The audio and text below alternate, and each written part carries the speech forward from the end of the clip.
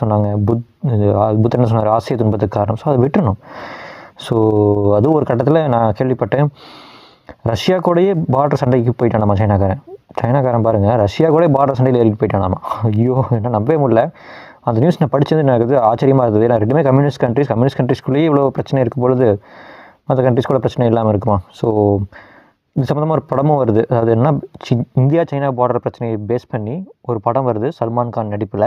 நீங்கள் போய் செக் பண்ணி பாருங்கள். கம்மிங் ஏப்ரல் 14th 15, 16, 17 ஏதோ ஒரு 4-5 படம் ரிலீஸ் ஆகுது.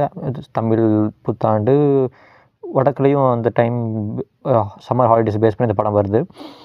பேட்டில் ஆஃப் கல்வன், படத்தோட பேர் பேட்டில் ஆஃப் கல்வன். சல்மான் கான் நடிப்பில் எல்லா லாங்குவேஜஸ்லேயும் வரும். சல்மான் கான் நியூ ஃபிலிம் ட்ரெய்லர்னு போட்டிங்களா யூடியூப்பில் போய் பார்க்கலாம். போய் செக் பண்ணி பாருங்கள், சூப்பராக இருந்துச்சு. இந்தியா சைனா பார்டர் ப்ராப்ளம் பற்றி இதை பேஸ் பண்ணி தான் படம் வருது.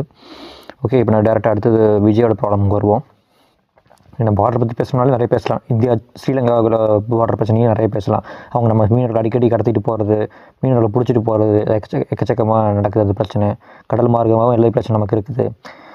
ஸோ அது பெரிய டாபிக். பட் நான் என்ன சொல்கிறேன்னா, சிம்பிளாக முடிச்சுக்கணும்னு சொல்ல வரேன். Don't have desire towards anything, don't have desire towards all. நிலத்தாசை, மண்ணாசை, பொன்னாசை, ஆணாசை விட்டுருங்க, நல்லா இருப்பீங்க. Okay, and yeah, coming to Vijay topic. Yes, தணிக்கை குழு, அதாவது சென்சார் போர்டு வந்து விஜயோட படத்துக்கு டிசம்பர் 24 சம்டைம்லேயே வந்து பார்த்திங்கன்னா சர்டிஃபிகேட் கொடுத்துருக்கணும்.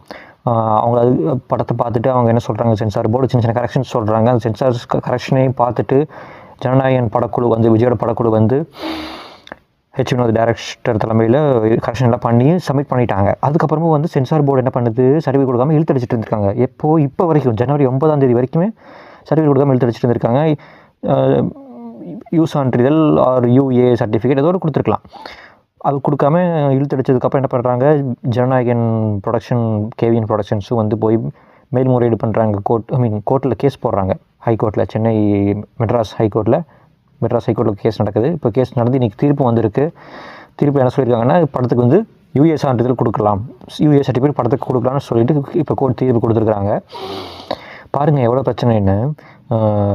விஜய் வந்து பிஜேபிக்கு வந்து அடிப்பணியாமல் சுயமாக அரசியல் பண்ணணும், ஜனநாயக அரசியலுக்கு கொடுக்கணும், ஜாதி மத இன பேதமற்ற, மொழி பேதமற்ற, சமய பேதமற்ற, எல்லாத்துக்கும் சமத்துவமான அரசியலை கொடுக்கணும், மக்களை ஒரே மாதிரி பார்க்கணுன்னு நினச்சா, ஒரு பக்கம் இடி ரைடு, ஐடி ரைடு, என்ஐஏ ரைடுன்னு சொல்லிட்டு பிஜேபி வந்து எல்லா கட்சிகளையும் திணறடிச்சிட்ருக்கு.